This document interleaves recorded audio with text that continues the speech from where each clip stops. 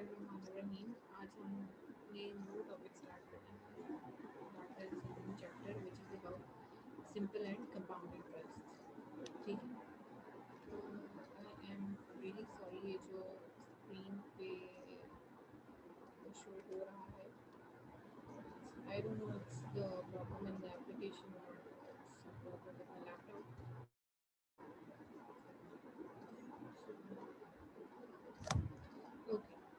Okay, let's start.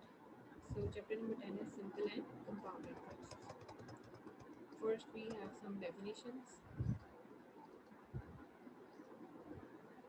Okay, so we will read first about the simple interest. Okay, let's have a look what is interest. Interest usually हम इसी sense में लेते हैं ना कि हमने फॉर एग्जांपल सेविंग अकाउंट है हमारा बैंक में, तो मनी हमारा जो है वो सेव रहता है और बैंक जो है प्रॉफिट प्रोवाइड करता रहता है मंथली। वो जो प्रॉफिट होता है उसे इंटरेस्ट कहते हैं। ठीक है, basically that profit is called interest. अब इंटरेस्ट की डेफिनेशन देखें, a fee which is paid for having the use of money is called an interest. The bank pays us interest on money invested in saving accounts or certificates of deposit. यानी कि वही बात जो मैंने आपको बताई है कि जैसे नेशनल सेविंग बैंक होता है वो हमें सर्टिफिकेट्स इशू करते हैं डिफरेंट अमाउंट के, वो हमारा पैसा सेव करता है, सर्टिफिकेट दे देते हैं। ठीक है, और उस सर्टिफिकेट में मंथली जो है वो प्रॉफिट होता है। प्रॉफिट बेसिकली क्या कहते हैं, इंटरेस्ट कहते हैं। इसी तरह अगर हम सेविंग अकाउंट के केस में देखें तो आपने जो सेविंग अकाउंट में आपने अमाउंट रखी है उस अमाउंट के हिसाब से एक पर्टिकुलर परसेंटेज होती है इनकम की अमाउंट, उस हिसाब से आपको उस पर मंथली प्रॉफिट मिलता है। उस प्रॉफिट को बेसिकली हम इंटरेस्ट कहते हैं। Okay, so the next definition is principal. The amount of money that is invested is called the principal. Principal क्या होता है, वो पैसा जो हम इन्वेस्ट करते हैं, ठीक है, उसे हम प्रिंसिपल कहते हैं। जैसे कि फॉर एग्जांपल मैंने बैंक में 50,000 कैश रखी, ठीक है, तो 50,000 कैश पे बेसिकली प्रिंसिपल है, यानी कि जो अमाउंट मैंने इन्वेस्ट की बैंक में रखा, कि बैंक उस मनी को यूज़ करेगा और उससे काम करेगा या जो भी करेगा, लेकिन मुझे मंथली प्रॉफिट उसका मिलता रहेगा। ठीक है, तो जो मुझे 50,000 पे प्रॉफिट मिलेगा वो क्या होगा, इंटरेस्ट होगा, और बेसिकली 50,000 क्या है मेरा principal.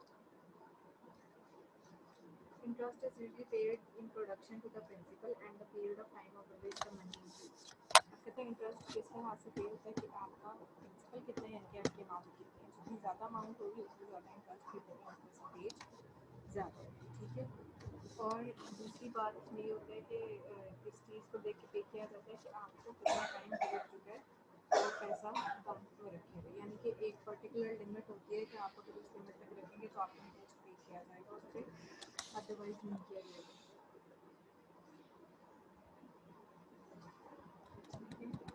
Okay, next definition is rate. The interest rate specifies the rate at which interest accumulates.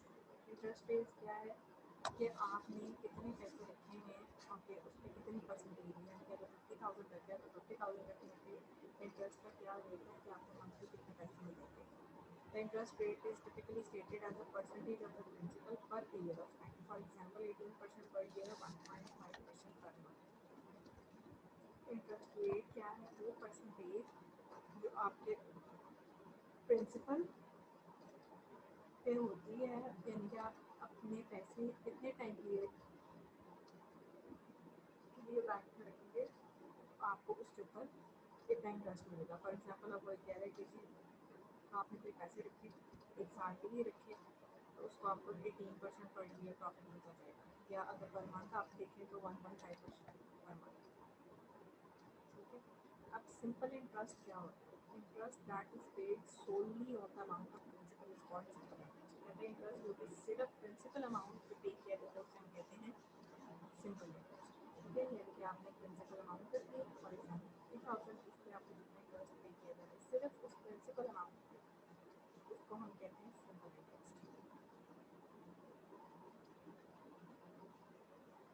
Okay, simple interest capital remains fixed through out the agreed period. अब कहते हैं कि जो सिंपल इंटरेस्ट में जो आपने अमाउंट रखी होती है ना, वो फिक्स रहती है उतने टाइम पीरियड के लिए, जितना टाइम पीरियड के लिए आपने एग्रीमेंट किया होता है।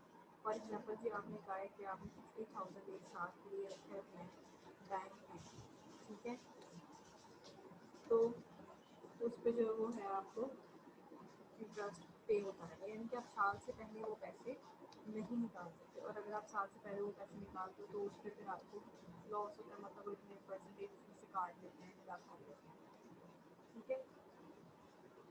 Every year interest will not become the part of the capital for the next year. कहता है हर साल क्या होता है, जो इंटरेस्ट है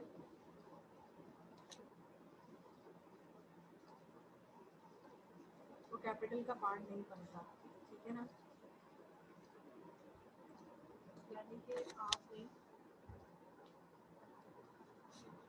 जो आपको इंटरेस्ट है वो आपने निकाल लेना है साल के बाद, ठीक है, यानी कि जितनी देर के आपका एग्रीमेंट हुआ उसके बाद आपको वो इंटरेस्ट जो है उसको कैश आउट करना है। Simple interest is usually associated with loans और investments which are short term in nature. जब या तो लोन लिया जाता है, हाँ लोन के केस में अगर आपने बैंक से लोन लिया है फॉर एग्जाम्पल,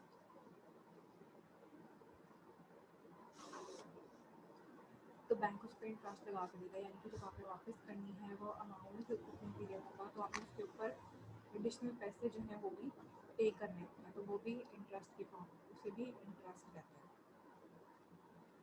ठीक है। और या वो इन्वेस्टमेंट जो शॉर्ट टर्म हो, यानी कि थोड़े अर्से के लिए हो, ज़्यादा बड़े पीरियड ऑफ टाइम के लिए ना हो।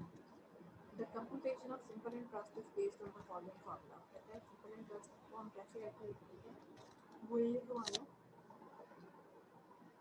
सिंपल एक फार्मूला है, that is I is equals to P into R into T, ठीक है, where I is the interest, R is the interest rate, T is the number of years of investment and P is your principal. क्या P क्या principal, क्या आपकी principal amount कितनी है, are के interest का रेट, ठीक है, कि आपको किस रेट पे जो है कितना रेट मिला आपके प्रिंसिपल अमाउंट पे, ठीक है, और टी क्या है टाइम में कि आपने कितने सालों के लिए जो है वो उसको इन्वेस्टमेंट किया।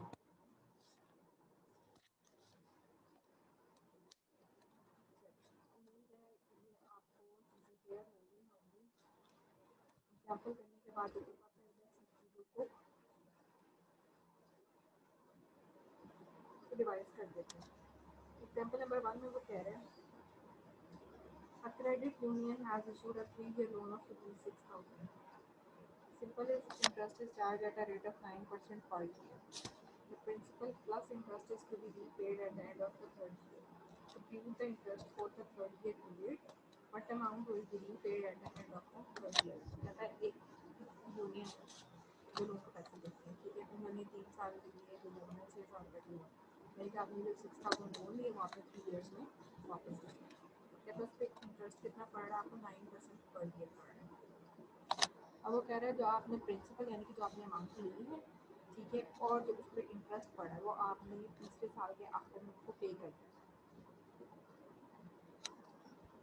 तो कहते हैं आप 3 साल में जितना उनको उस पर इंटरेस्ट पड़ेगा वो कैलकुलेट करें, ठीक है ना, और तीसरे साल के आखिर में आपने उनको कितनी अमाउंट पे करनी है वो भी आपने बताना है।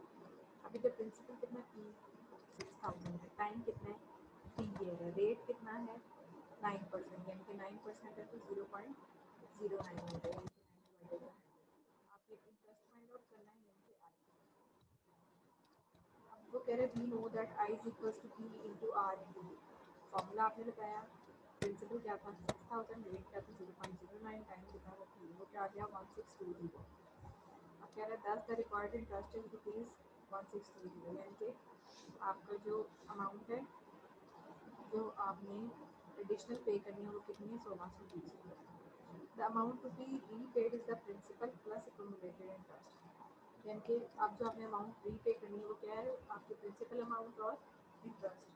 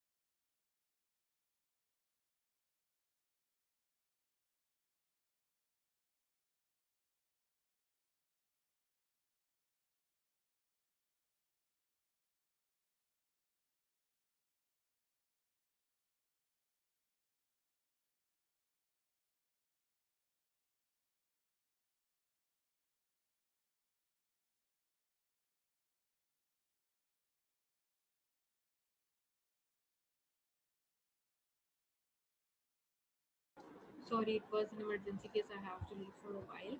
ओके, आगे बढ़ते हैं। अब हमने इंटरेस्ट कैलकुलेट कर दिया, ठीक है। तो अब वो कह रहे हैं यानी कि हमारा जो रिक्वायर्ड इंटरेस्ट है वो कितना आ गया, 1620 रुपीज़ आ गया। अब हमने अमाउंट कितनी रीपे करनी है। अमाउंट रीपेड क्या आएगा, जो हमारी प्रिंसिपल अमाउंट है प्लस जो हमारा इंटरेस्ट निकला, यानी कि हमारी प्रिंसिपल अमाउंट कितनी थी 6000 और हमारी इंटरेस्ट कितना उस पर 1620, यानी कि थर्ड ईयर के एंड पे हमने कितनी अमाउंट पे करनी है, 7620 rupees. It was quite easy. उम्मीद है आप लोगों को समझ आई होगी इसकी। बहुत ईजी है, बिल्कुल भी कुछ मुश्किल नहीं। चलिए, let's move towards example number 2। Find the interest and amount on rupees 12,000 borrowed for 6 years and 3 months at 7.5%। कहते जी आपने इंटरेस्ट और अमाउंट निकालनी है, ठीक है, सॉरी 1,20,000 पे, ठीक है, जो कि किसी ने बोरो किया है 6 इयर्स के लिए और 3 मंथ्स के लिए, और उसके ऊपर इंटरेस्ट कितना है 7.5%। अब इधर प्रिंसिपल अमाउंट कितनी है 1,20,000, टाइम कितना है 6 इयर्स प्लस 3 मंथ्स, ठीक है। तो अगर आप इसको ईयर्स में कन्वर्ट कर लें, 3 मंथ्स को कैसे कन्वर्ट करेंगे, 3/12, टोटल मंथ्स कितने होते हैं 12 मंथ्स होते हैं, यानी कि 1/4 ईयर्स, तो यानी कि 25/4 ईयर्स आ जाएगा ना ये, ठीक है। अब आपने रेट निकालना है, रेट क्या है 7.5%, 2 7 14, 14 + 1 15, तो 15/2%, यानी कि 7.5% आ गया, दैट इज 0.075, ठीक है। अब इंटरेस्ट आपने निकालना।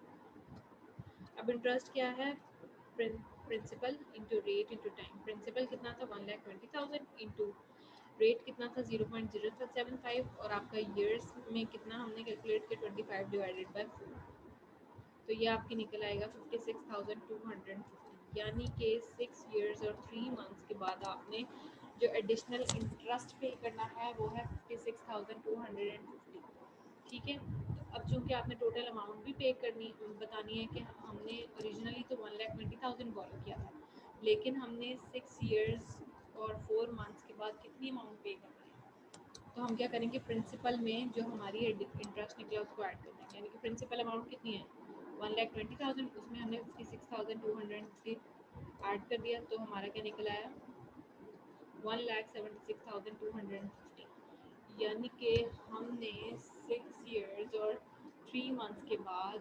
1,76,250 रुपीज़ पे कर दिए। ठीक हो गया, समझ आई इसकी। अब चूँकि यूनिट्स डिफरेंट थे ना, 6 इयर्स और 3 मंथ्स थे, तो आसानी कब होगी कैलकुलेट करने में, जब हम उसको एक यूनिट में कन्वर्ट करें, यानी कि हमने 6 इयर्स और 3 मंथ्स को टोटल हमने देखा कि टोटल टाइम पीरियड कितना बना, ठीक है। नेक्स्ट हम जाते हैं एग्जांपल नंबर 3 की तरफ। एग्जांपल नंबर 3 में वो कह रहा है at what rate ₹5,000 double in 5 years. कहता है किस रेट पे 5,000 जो है वो 5 सालों में डबल होगा। हमें प्रिंसिपल दिया है, टाइम दिया है, अब हमने क्या करना है, we have to double the interest, interest double करना है ना, यानी कि इंटरेस्ट भी क्या है ₹5,000, तो इंटरेस्ट यानी कि प्रिंसिपल और इंटरेस्ट अब क्या हो गए, सेम हो गए, यानी कि जितना प्रिंसिपल था उतना ही इंटरेस्ट होगा उस पर, यानी कि इंटरेस्ट आ गया 5,000, प्रिंसिपल भी आपका 5,000, आपने आर फाइंड आउट करना है, और टाइम कितना आपके पास 5 इयर्स, ठीक है। आर इधर मल्टीप्लाई हो रहा है, इधर ही रहेगा, बाकी चीज़ें इधर जो साथ मल्टीप्लाई हो रहे हैं वो दूसरी साइड पे जाके होंगी, डिवाइड हो जाएगी।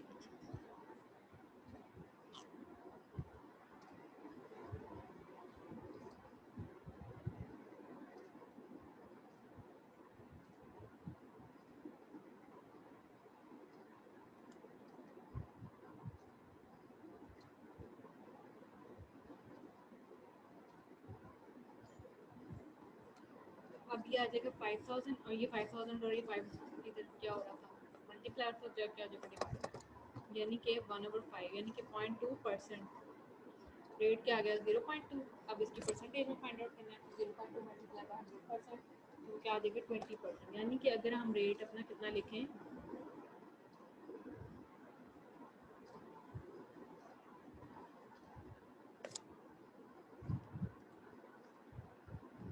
ट्वेंटी परसेंट रखेंगे तो वो हमारा 5 ईयर्स में क्या होगा, डबल हो जाएगा। ठीक है,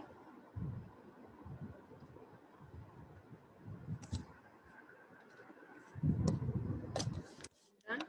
This is example number 3. Now moving towards example number 4. What must be the rate of interest on rupees 45,000 to produce rupees 1800 in 88 months? कहते रेट ऑफ इंटरेस्ट हमारा क्या होगा अगर हमने 45,000 से 1800 रुपीज़ बनाने हैं 8 मंथ्स। अब प्रिंसिपल कितना है इधर, रुपीज़ 45,000 यानी कि फीस इक्वल्स टू 45,000। टाइम कितना है, 8 मंथ्स है, यानी कि 8/12 ईयर्स आ गया, इनके 2/3 ईयर्स। इंटरेस्ट कितना है 1800, हमने रेट फाइंड आउट करना है, वही I is equals to P into R into T. ठीक है, वैल्यूज पुट कर देंगे, जो चीज़ आर एक साइड पर रहेगा बाकी चीज़ें एक साइड पर चल जाएंगी। आर निकला है 0.06, तो रेट आ जाएगा 0.06 मल्टीप्लाई बाय 100 यानी कि 6%।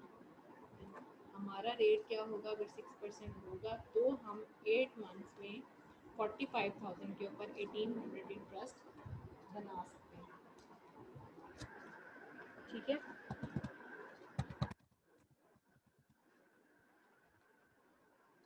you people please look at the examples once again. I am coming back in just a while. Have a look and ask me the questions if you have any difficulty. I am coming back.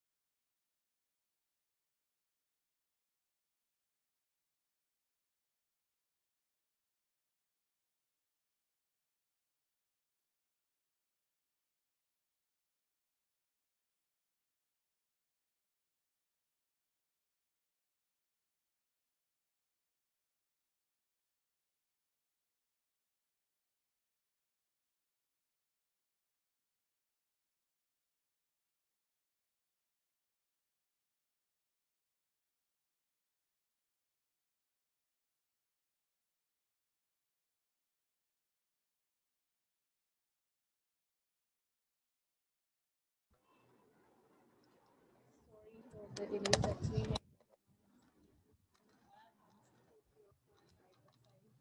that's why also during the lecture. Okay, so we were discussing example number.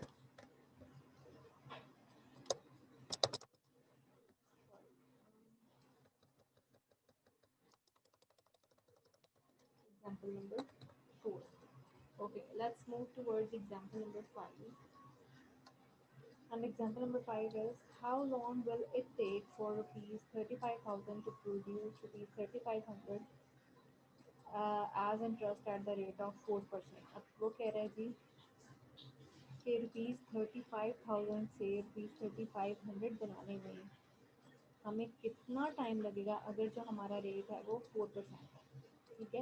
यानी कि the principal कितना है ₹35,000, interest कितना है ₹3,500, rate कितना है 4%, that is equal to 0.04, and time please हमें find out करना है। Same formula I is equal to B into R into D, values put करेंगे, टी एक साइड पर रहेगा, बाकी वैल्यूज एक साइड पर चल जाएंगी, तो हमारा जो टाइम है वो आ जाएगा 2.5 years. Thus, the required interest will be produced in 2 years and 6 months.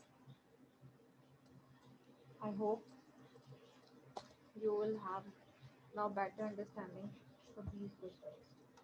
Okay, let me see if we have an exercise for this.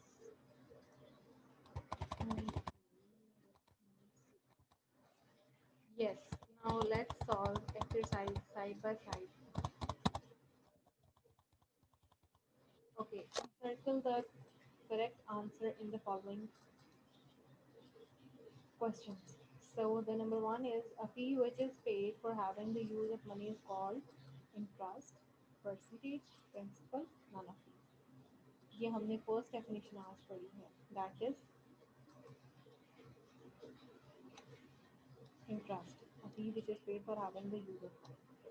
Okay, number two, the bank pays us cash on money invested. कहते bank हमें क्या पे करता है जब हम money invest करते हैं, उस पर वो हमें interest पे करता है, यानी कि अब नंबर टू का भी क्या आ जाएगा, option C. Interest is classified in dash, simple interest होता है, कंपाउंड इंटरेस्ट, दो इंटरेस्ट होते हैं, that is two classes. The amount of money that is invested is called, जो मनी हम इन्वेस्ट करते हैं उसे हम क्या कहते हैं, principal, that is option C, so that is called principal. Interest rate specifies the rate at which dash accumulates.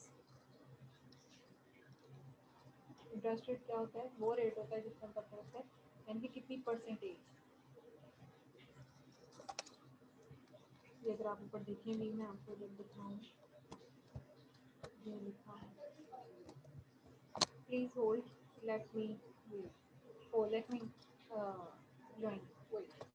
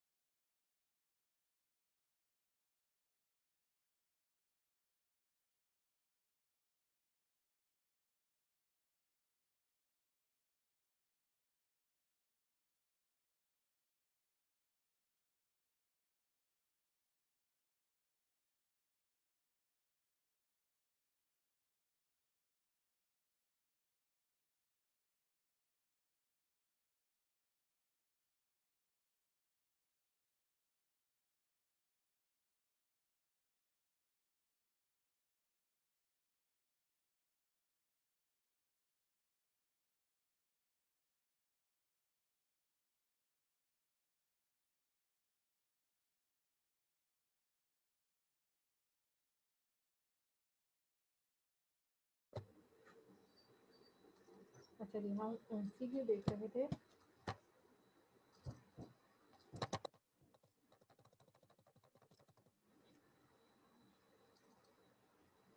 The amount to be repaid is the principal plus the accumulated interest.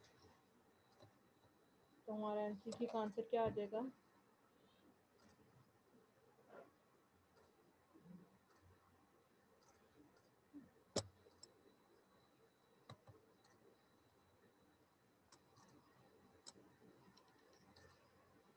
Principal, option C.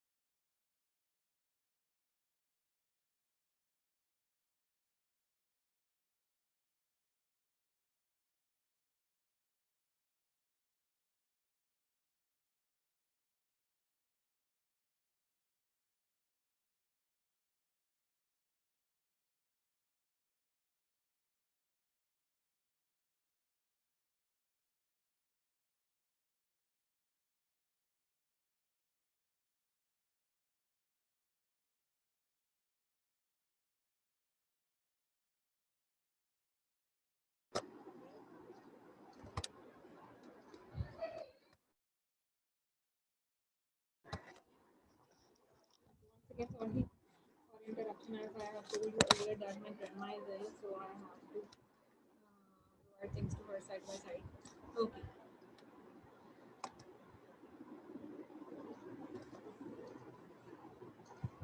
Number 6 MCQ is the interest rate is typically stated as a percentage of the dash per period of time. So interest rate क्या होता है? Percentage of the principal per period of time. So 6 का option क्या आ जाएगा? C. Number 7 interest that is paid solely on the amount of principal is called simple interest.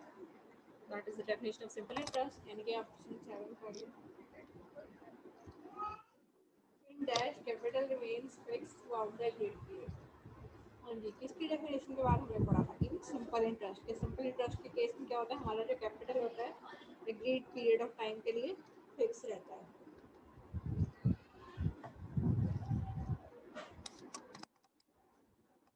Okay, every year interest will dash the part of the capital for the next year in simple interest, not become the part. That is option C. Okay, अभी 10th वाला MCQ हमने पढ़ा ही नहीं है. ठीक है, ये मेरा सारा कंपाउंड इंटरेस्ट. ओके, नंबर 11 देखते हैं. For simple interest we have simple interest के लिए क्या होता है, इज इक्वल्स टू फॉर्मूला हमारा I is equals to P into R into T. और for simple interest we have P क्या आएगा, अब I is equals to P into R into T होता है ना, तो P एक साइड करेगा, R into T मल्टीप्लाई हो जाएगा, डिवाइड हो जाएगा, यानी कि I over R into T. यानी कि नंबर 12 का ऑप्शन क्या आ जाएगा, ऑप्शन सी. ठीक है. अच्छा, अब आप लोगों ने क्या करना है, आप लोगों ने इनकी डेफिनेशन और ये जो मैंने एमसीक्यूज कराए हैं और जो एग्जांपल्स कराए हैं इनको अच्छी तरह से देखना है. अब हम जो एक्सरसाइज के क्वेश्चन है, question number 2, question number 3, question number 4 और जो भी सिंपल इंटरेस्ट से रिलेटेड क्वेश्चन होंगे वो हम नेक्स्ट लेक्चर में सॉल्व करेंगे. ठीक है. अभी आप लोगों ने क्या करना है, जो मैंने आज काम कराया है यानी कि सिंपल इंटरेस्ट, उससे रिलेटेड डेफिनेशन, उससे रिलेटेड एग्जांपल्स और उससे रिलेटेड जो एमसीक्यूज हैं उनको आपने रिवाइज करना है. ठीक है. और जो भी कोई मुश्किल हो, परेशानी हो, आप लोगों ने मुझसे पूछ लेना है. कोई पॉइंट ना समझ आ रहा हो, साथ साथ पूछ लेना ताकि आप लोगों को बाद में मसला ना हो. ठीक है. तो ये आज का हमारा टॉपिक था सिंपल इंटरेस्ट. इसमें हमने इंटरेस्ट की डेफिनेशन पढ़ी, प्रिंसिपल की डेफिनेशन पढ़ी, रेट की पढ़ी और सिंपल इंटरेस्ट की पढ़ी. ठीक है. उसके बाद हमने 5 एग्जांपल्स की, सिंपल इंटरेस्ट का फॉर्मूला पढ़ा, उससे रिलेटेड. अब नेक्स्ट सेक्शन में हम इससे रिलेटेड